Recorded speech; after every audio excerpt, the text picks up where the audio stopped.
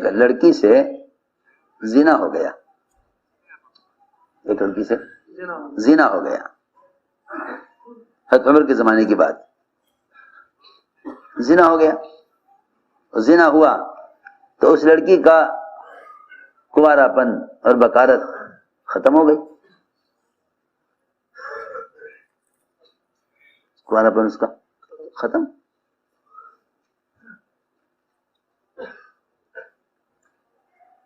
لڑکی میں عیب ہو گیا۔ پھر کچھ زمانہ گزرا کہ کہیں سے اس لڑکی سے شادی کا پیام آیا،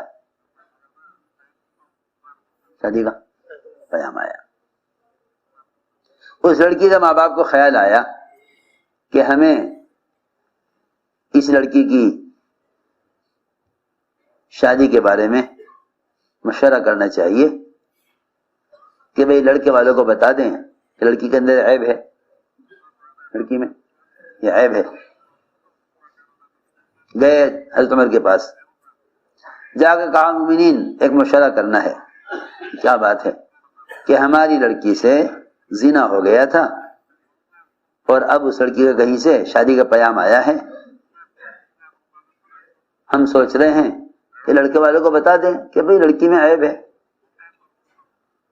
آپ شادی کرو یا نہ کرو، اس لیے کہ عقد ہو رہا، ایک معاملہ ہو رہا، لڑکی میں عیب ہے، ان کو ہم بتا دیں کہ لڑکی ایسی ہے۔ حضرت عمر نے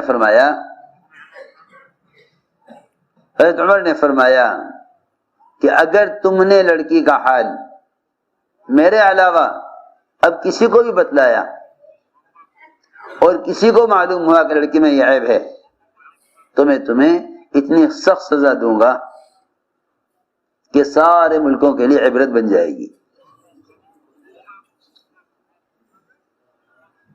اگر تم نے لڑکی کا حال کسی کو بتایا تو میں تم دونوں ماں باپ کو، لڑکی کے ماں باپ کو اتنی سخت سزا دوں گا کہ سارے ملکوں کے لیے عبرت ہو جائے گی۔ اس لڑکی کی شادی ایسے کرو جیسے بہت پاک دامن، نیک طبیعت اور عفیفہ لڑکی کی شادی کی جاتی ہے، اس طرح شادی کرو اس لڑکی کی، اس کی شادی اس طرح کرو جیسا ایک پاک دامن، عفیفہ اور نیک لڑکی کی شادی کی جاتی ہے۔ اگر تم نے لڑکی کا حال کسی کو بھی بتلایا تو میں تمہیں اتنی سخت سزا دوں گا دونوں کو۔ چنانچہ عمر رضی اللہ تعالیٰ عنہ نے سخت دھمکی دی اس کے ماں باپ کو اور یہ فرمایا کہ اس لڑکی کے اس عیب کا کسی کو علم نہ ہو، اس کے عیب کا کسی کو علم نہ ہو۔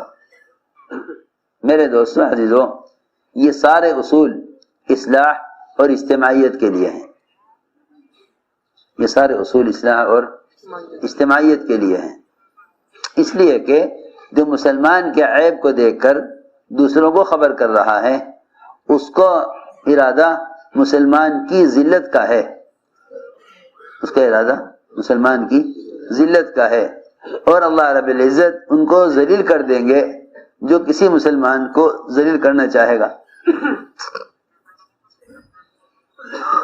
سوچنے کی بات ہے، جو اللہ کی مخلوق کی ذلت کا ارادہ کرے اللہ اس کی عزت کا ارادہ کیسے کر لیں گے؟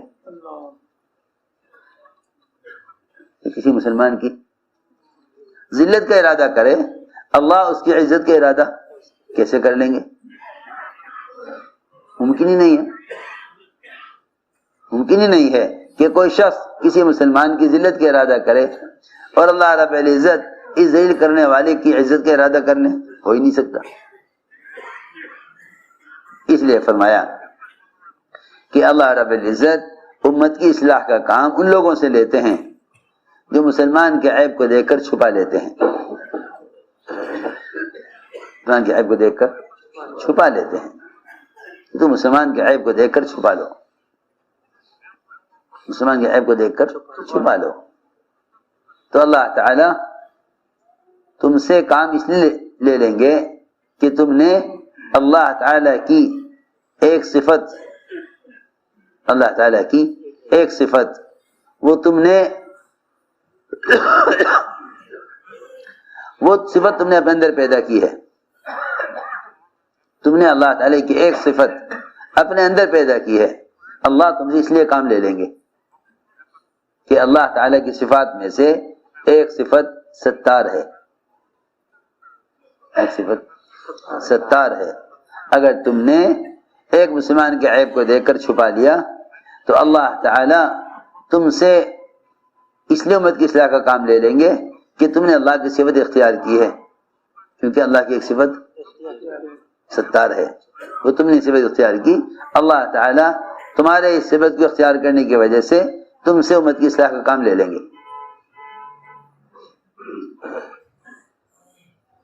عمر رضی اللہ تعالی عنہ رات کو پہرا دیتے تھے مدینے کی گلیوں میں.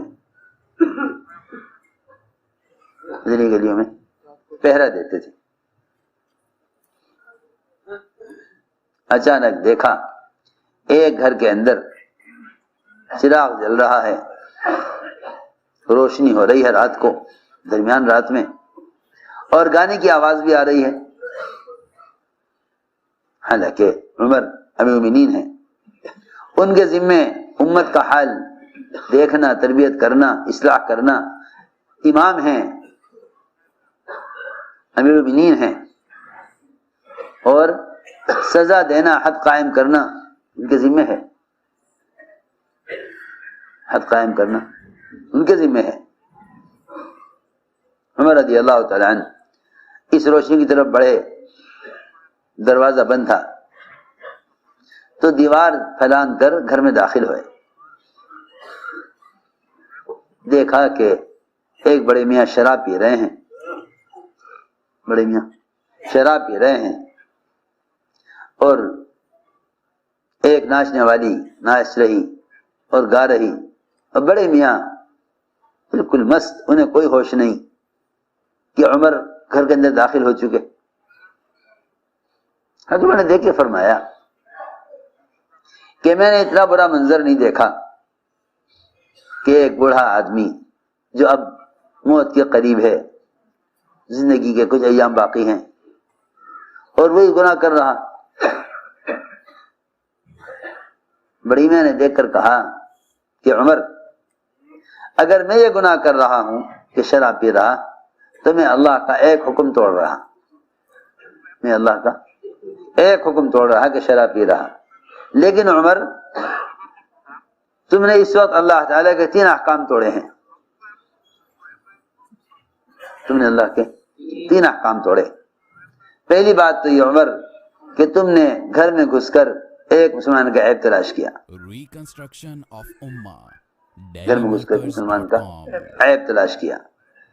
ایک. دوسری غلطی تم نے یہ کی کہ تم گھر میں اجازت کے بغیر آئے. یہ بھی قرآن میں ہے کہ بغیر اجازت گھر میں داخل نہ ہو. تیسری غلطی تم نے یہ کی ہے, تیسری غلطی تم نے یہ کی ہے